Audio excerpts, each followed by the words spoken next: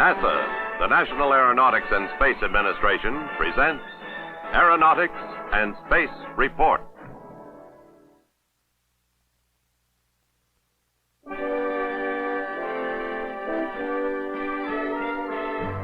This Saturn rocket, with the mission designation of Apollo 4, will soon hurl a crewless spacecraft into orbit. What you see here is this country's largest space vehicle, Saturn V, similar to the one which will someday carry 3 astronauts toward the moon. The story is one of Apollo Saturn, how it was conceived, how it has evolved, and the significance of this important first flight.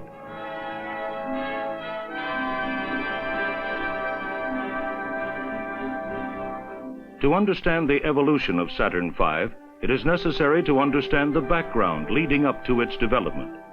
For one thing, it is the latest in a series of Saturn vehicles, nearly 3 times as big and 5 times more powerful than its predecessors.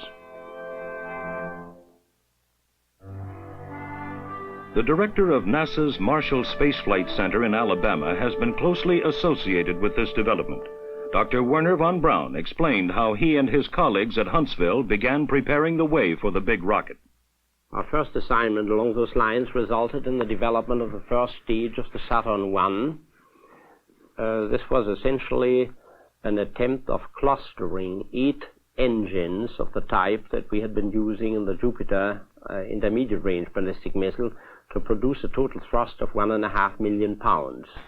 This booster, in the meantime, has not only supported 10 successive and successful launches of the Saturn I rocket, some of them with second stages, but still serves us as the first stage of the upgraded Saturn I, which will be used to first expose our Apollo astronauts to orbital flight around the Earth in the Apollo spacecraft. So the total then that we can look back on in big rockets, and real big rockets of the Saturn family, are 13 successful launches, 10 Saturn Is and 3 upgraded Saturn Is.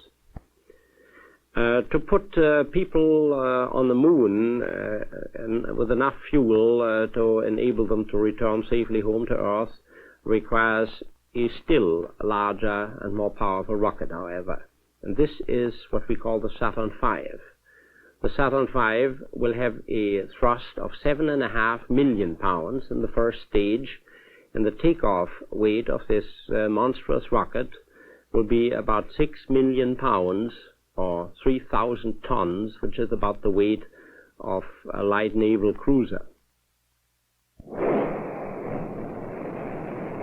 Power. That's what it's going to take to put men on the moon. Lots of power, with the 5 first-stage engines gulping a mixture of kerosene and oxygen at over 3,000 gallons per second.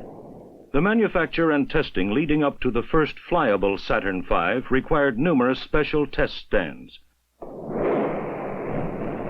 Some designed, built, and tried out just to proof test the engines. Others tested full stages, stages with multiple engines clustered in their tail.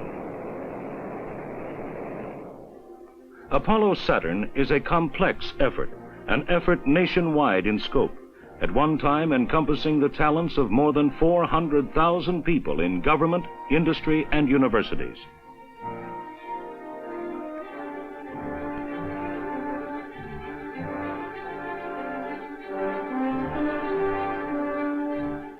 From many plants around the country, component parts like pieces of a giant jigsaw puzzle were funneled to the Kennedy Space Center to be fitted together. From NASA's Michoud Assembly Facility in New Orleans came the Boeing-built first stage, floated in by seagoing barge practically to the door of the 52-story vehicle assembly building.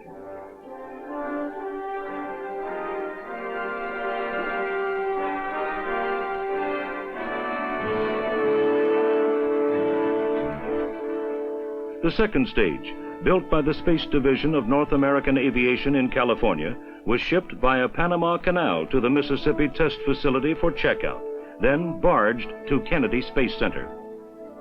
McDonnell Douglas in California, builders of the lighter-weight third stage, flew their hardware to Florida by strange-looking planes like these called Super Guppies. planes with 5 times the carrying capacity of most present jet transports.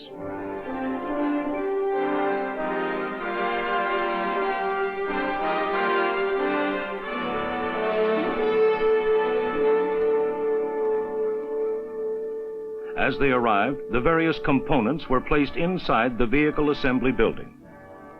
It is here that the so-called stacking takes place. Rocket stages placed one upon the other to form a single unit. This is the first stage. Its job will be to boost itself plus the rest of the rocket and Apollo spacecraft to a distance of 40 miles, reaching a speed of 6,000 miles per hour.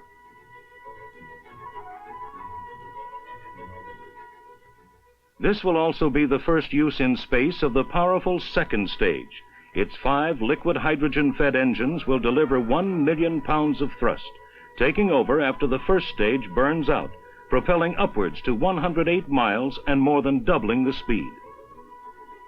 The third stage, capable of firing, shutting down, then reigniting.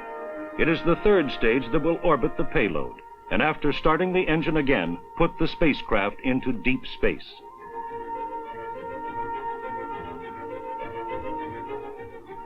An IBM instrument unit serves as the eyes and ears of Apollo Saturn. It houses the rocket's guidance and control systems and is mounted on the third stage. Stacked 3 high on top of this is the command module or crew quarters, the service module with its primary propulsion engine, and the lunar module section, housing for the craft that will someday land on the moon.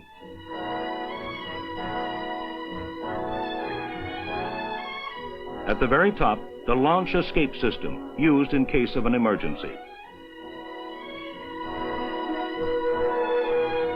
Previously, space vehicle stages were transported to the pad, then assembled and tested there while awaiting launch. Saturn V has changed all this. The new method is known as the mobile launch concept. Again, Dr. Wernher von Braun. We had to develop the facilities from which the rocket was to be launched. Now, this latter job was done by the Kennedy Space Center in Florida.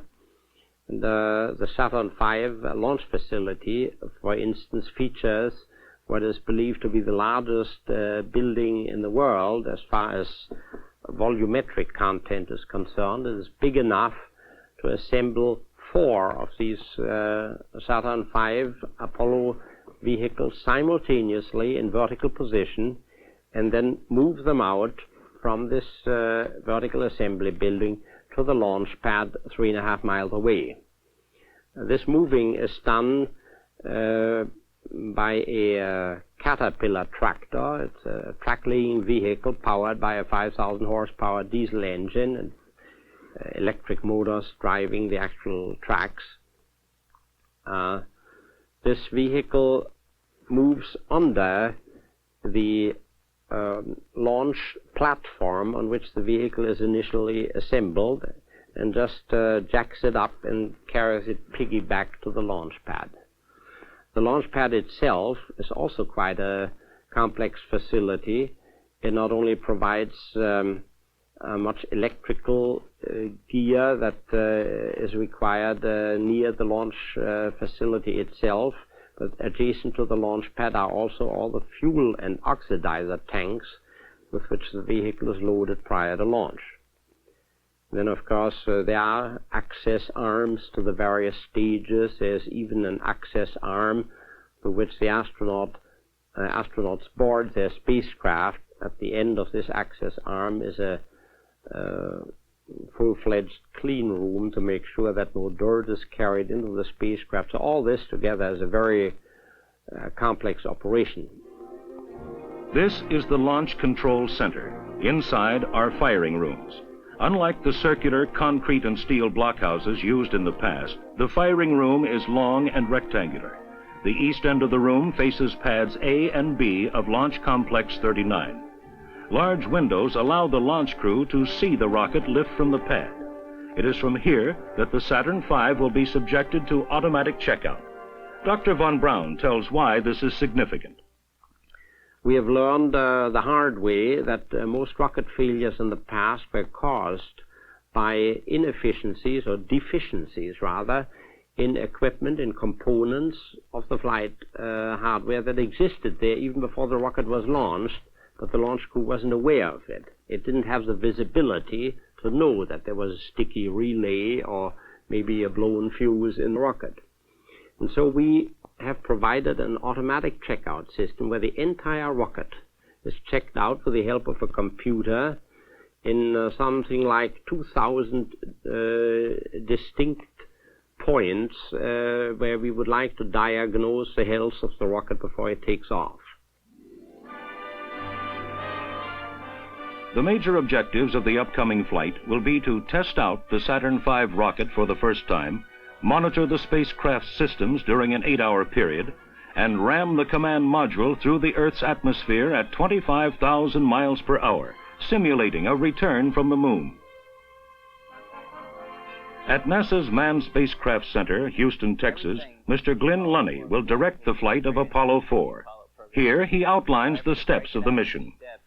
The first and obvious one will be the launch phase from Cape Kennedy. There, the 3 stages of the Saturn V will light in sequence on their way to inserting the spacecraft into an orbit 100 nautical miles above the Earth. During the Earth orbit period, which lasts for about 2 revolutions or 3 hours, both vehicles are relatively quiet and there's no real activity going on in the stages. At the end of that period, however, we prepare the 3rd stage of the Saturn V for its restart. That is, the burn which will simulate the burn we will eventually do to inject the spacecraft on the way to the moon. This burn period occurs at about 3 hours over the United States. It will be followed by a very small burn with the spacecraft rocket engine, the service propulsion engine.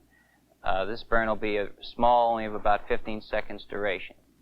After that time, while we are coasting up to an apogee of about 10,000 nautical miles above the Earth, both vehicles again become relatively quiet. At the end of that coast period, on the way back down, the spacecraft will be prepared again for a large service propulsion engine burn on the order of 4.5 minutes. This large burn will produce conditions, re-entry conditions, which are very similar to the conditions we will encounter when we return from the moon. The entry phase of this flight is also interesting, although we won't monitor it in real time here from the control center. Interesting in that it will be a range of about 2,000 miles and the very high entry conditions which I talked about. The recovery phase will also be of interest to us because that's the proof of the pudding in the flight and will be conducted in the Pacific about 500 miles northwest of Hawaii. The majority of the tests for the upcoming Apollo 4 flight are finished now. Those who have conceived and built the rocket and spacecraft will go on to produce others. But this is the first of the big Saturn V's. If successful, it will represent a step forward, a giant step toward this country's exploration of the moon.